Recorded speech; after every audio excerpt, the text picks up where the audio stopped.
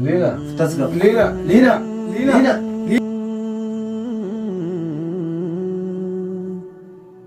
Lina. Lina. Lina. Lina. Lina. Lina. Saan ka tinay doon? Lina. Lina. Lina. Lina. Ulkami Sulaiman. Lina. Sulaiman ulkami. Ulkami. Ulkami. Silan Ulkami sodaadde. kasi tufira Silan ulkami. sodaadde. An sila Bishaan sitti meera. An taa'een eeguu jedheen ture. Dirqama ta'e bar. Dirqama ta'e. An eeguu jedheera. Akka Sana isheen- obaafnu akka bishaan? isheen- Akka isheen Obaafnu? rifattu immoo nan beeka. Obaafnu? Akka isheen amma maal obaasa isheen gaggabde of wallaalte kufte. Akka isheen rifattu nan beeka. Akkam godhana duba. Akkam goonaan akkamigaa sila taa'ee kana laaluu baqadha isin jedhee isinitti himeen ture. Lina. Rifannaa jaraa arguu hin danda'u jedhee isinitti himeen ture. Duuba kam goona? Haadhaa fi ilmoodha irraa turtee dhufte. Ilmoo kun argattee fiigaa dhufte. Daa'ima xiqqoo naanii fi mucaa xiqqaa Mubaarak kan haadha koo na jalaan ajjeesinaa jedhee yeroo hedduu boo ni beektu jedhee yaada chaanaala hedduu irratti. Egaa amma jarri sun hin jiran haati amma dhufuuf karaa jirti. Mee yoo dhuftu hoo nuti maal jennaan?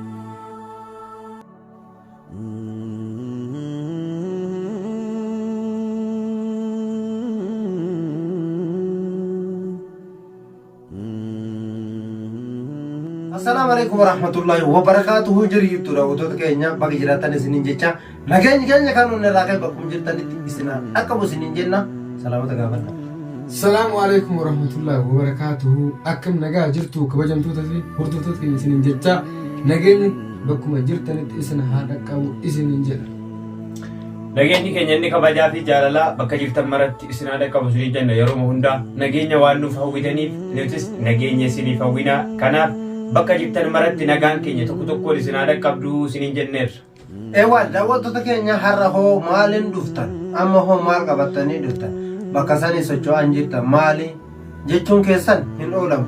Garuu har'allee maaliin dhuftanii yoo jettan akkuma waliin beeknu ilaa ammaatitti Liinaa hafuura isii hin agarre jechuudha. Isinillee yoo isin nu yookaan isin sobuullee dandeenya.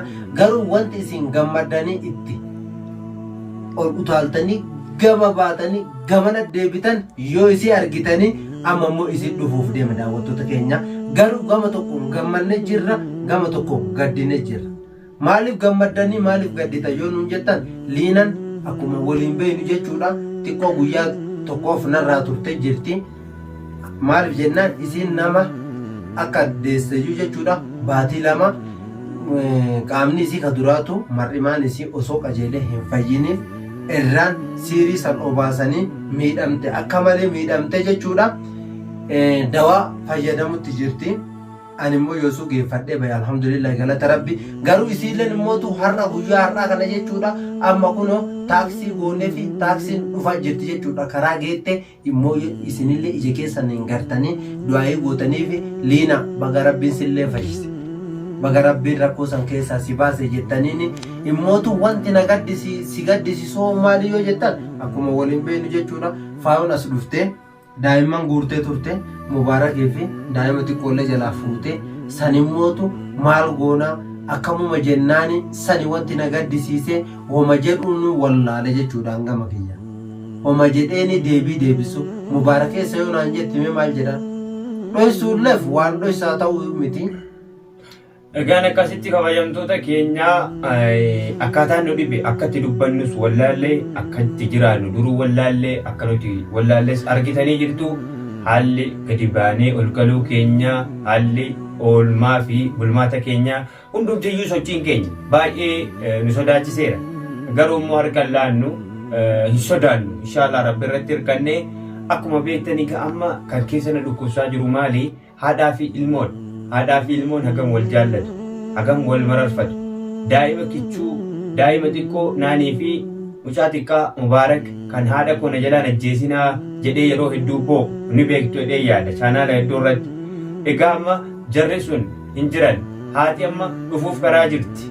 Mee yoo dhuftu hoo nuti maal jennaan teenyee eegna moo jalaa dhokanna moo erga isheen teessee kaatee immoo ilmaan ishee dhabdee kaatee dhufnee tasgabbeessina moo akkam goona malli keenya maal maaltu nuu fala yoo as teenye eegne dhufnaan haati jalqaba daa'ima ishee irraa turte gaafatti.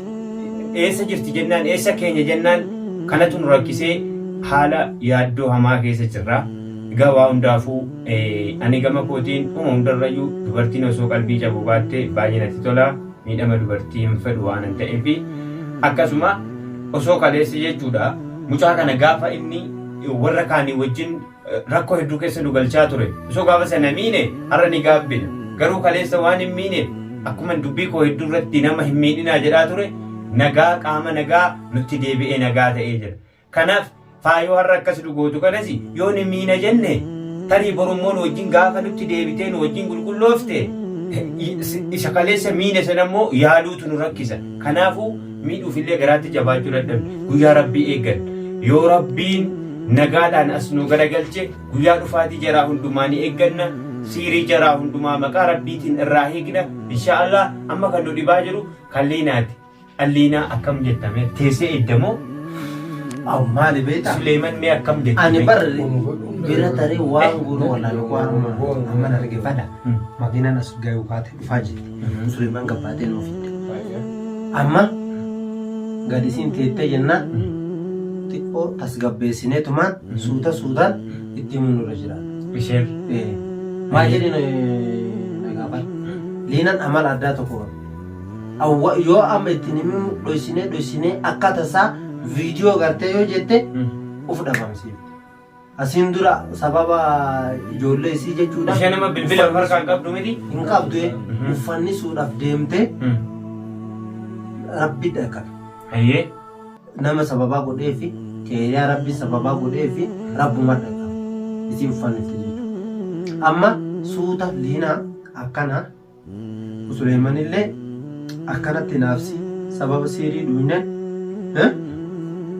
sababa siirii nu obaasanii yookaan immoo nyaata keessatti nu nyaachisanii nu bira ture daa'imman immootu faa'u bira jetti ni baafna waa takkaan sodaatini kun keeriyaa ayyuuta akkasitti isiin siirii akkasii itti gootee keeriyaan sunuyyuu nutti garagaltee siirii nu gootee naafsii ajjeessu kaate isiin sunu harka keenya deebite amma keeriyaaleen asii dhufte hin jennu akka waan dhahinee qabne warra isii keeriyaa nu mul'atu sheexaana fakkaatti isii sanuyyuu qabne faawullee ni qabna ilmaan teellee sii baafna jenneen akkasitti amansiifachuu qabna. Ati Suleeman deemiti isheen ofii dhiikottu waanuma hundaafuu inshaallah egaa yoo rabbi jedhee qophiinumaan eegna. Garuu ani yoo ka'ellee akkas kilaasii jijjiiradhee deebi'uu ta'uyyuullee an dhufteedhuma asitti qalbii cabuusee sana arguu garaan nan danda'u. Dirqama ka amma booda miidhaan guddaan irra gahuu irra sistamaan soota dhugama jiru itti himne amansiisuu qaba. Keeriyaa itti garsiifna kunoo keeriyaa illee qabne ni gammadda malee nan hin beeka. Keeriyaa iyyuu baga rabbiin akkanatti fayyisee bakka kana deebisee jettee ni gammaddi. Keeriyaa arginaan aga tokko ni gammadda akkamitti isiinu keeriyaanu akka faawusan taate qabdanii mana kana fiduu dandeetta yoo nuun jette sistama itti himnu nuni beeyna akkasii. Inshaallah daawwattoota keenya sistama kana fayyadamuu qabna. Inshaallah. Egaan akkasuma erga mageen gara jara gargaaruutti dabalame jedhaa jirti jedhan faayooni akkasumas Abdallaan erga mageen jara gargaaruutti dabalame quraanaan yeroo baay'ee nu dadhabsiisaa jira jedhaniiti xiyyeeffatanii jiru jedhanam. Magee kana akkamittiin jara biraa hambisuu dandeenyaa akkamittiin jara irraa kutuu dandeenyaa akkamittiin ukkaamsuu dandeenya isa jedhu gadi fageenyaan ijoolleen bilbilanii naa himaa turan. Anaafis dawwalanii naa himaa jiranii. Amma ati maal beektaa? Bakka tokkoon gartee miti. Ati nu gargaaru arginaan ibidda itti qabate isaan. Ni gubata. Kaa quraanaan akkanatti gubachuu jiran kanaa miti. Deeggarsuma qaama garuma tokkoon xiqqoo yoo nu kan gargaartu akka namni nu gargaaru hin fedhan isaan walumaa galatti isin rakkisuu fedhu waan ta'eef nu rakkisuu fedhan akka malee kan nu rakkoo keessa galu fedhan saniif waan kana yaadu jiranii ammaati. Eewa. Maal godhi jirtu? Seeni diina akkam jirta? Koo seeni taa'e? Koo garaa taa'e? Teenyeetuma waan tokko tokko haasaa jirra. Baga nagaan dhufte kaa baga nagaan. Akkami fayyiteemi? Dawaarra fitte? Fitte? Baranne kalee fitte? Alhamdulillah galata rabbi kalee bahe. Alhamdulillah kun akkuma gartu isillee si baasa jedhee yeroo sanuu iyyuu isiin hin finne ba'uun qabdu naan jedhan. Amma bitee ijoolleen eessa qotte? Ijoolleen asuma jirti. Manni kaanillee nam tokko waan jiru qaallaleetiin as dabale. Kolfaa kaan nam Dukkaana tokko. ifa dhaame malee namni inni jira. Eenyu eessa kutarree Mubaarak Liinaanii. Mubaarakiif naaniin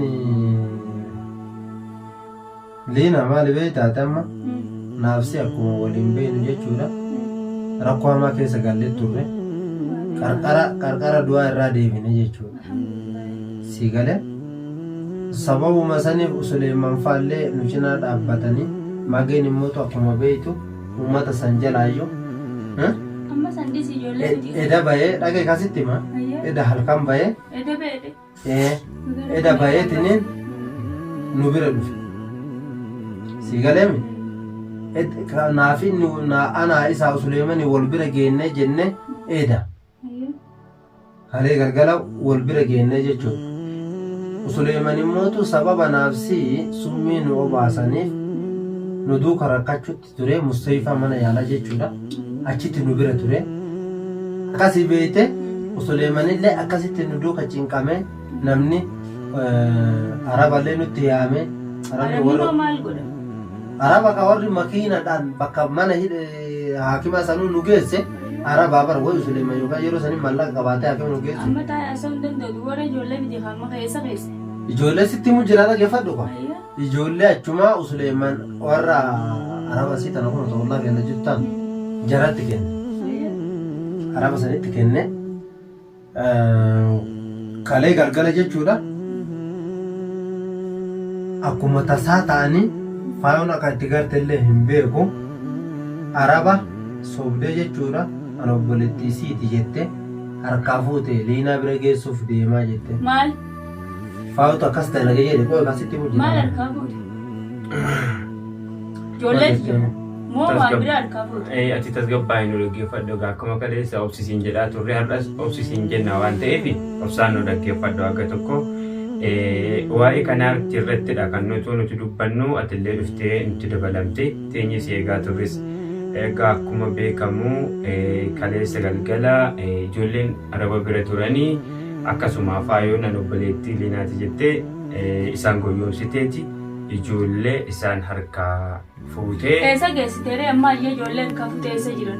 Amma Maaliin dhaggeeffadhe yoo ijoolleen kun taphan taatu ni beekta. Qo'ee kan inni beekaa barsan amma maali beektaa? Keerii hayyuu qabne keerii amaayyuu qabannee jirra baramu. Eessa jira? Keerii amasiiriin obaaftee tiniin agarteen dhamaasanii sheexaan itti godhanii akka isin hin mul'anne godhanii tiniin faawwan faati akkas goote asitti nyaatatti summii goote tiniin asii deebitisan isiyyuu qabu mana ifaa sanii dhaamsee Mana san keessa jirti? gaggabdee ciisu jirti. Itti maal gootan? Dawatti goota? Dawaa itti goonee kun olan ragaa kuni bishaan quraana tilalliina kun siirii jira achi keessa. Amma akka addaata jee ilaalutti hin jiru. Kun olaaleen kiisa sana agarteemi kiisa sana addaan qabi ilaali yoo nu amanu siirii isirraa yaabne kunni. Kunmoo. Eega. Ede akkana godhaniiti isaan akka nuti duunu nu goosisan. Kana kun amma irraa yaabne gaggabdee ciisu jirti. Fayyee galeera jechuudha gahaniiti amma immoo kana hunda hidhaniitti erganii hiriyyaan amma isan darara jettee dhuftee asitti ol seente nuti addeera dhokanne aniif Suleeman.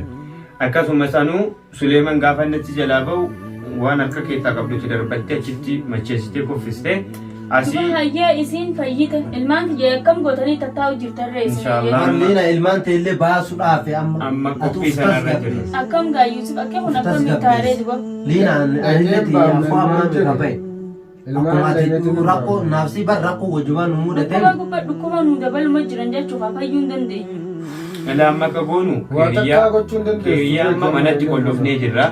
Hiriyyaatti mana qollofnee jirra amma. Bishaan waan asiin nyaatu. Uftas gabbeessi kaatillee mataan ol dhukkubsiniiti. Liina. Uftas gabbeessi. Liina. Uftas gabbeessi. Liina. Liina. Liina. Liina. Liina. Liina. Liina. Liina. Bishaan kan tinee dhoofo. Liina. Liina. Liina. Liina.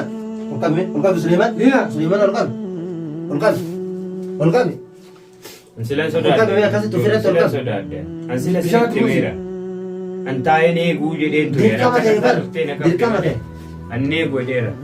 Kana obaafnu bishaan? Akka isheen Obaafnu? raffattu immoo nan beeka. Obaafnu? Akka isheen amma maal obaasa isheen gaggabde of wallaalte kufte. akka isheen rifattu nan beekan. Mee akkam goona duuba? Akkam goonaan akkami gaam? Sira taa'ee kana laaluu baqadha isin jedhee isinitti himeen ture. Diina. Rifannaa jalaa arguu hin danda'u jedhee isinitti himeen ture. Duuba kam goona? Haadhaa fi ilmoodha. Irraa turtee dhufte. Ilmoo kun argattee fiigaa dhufte. Olqab Suleyman. Olqab achirachisiisi. Achirachisiisi. Kana gaam. Achirachisiisi. Diina. Duuba maqee dirqama bari isin uffatee Akkam goona Liina? Diina.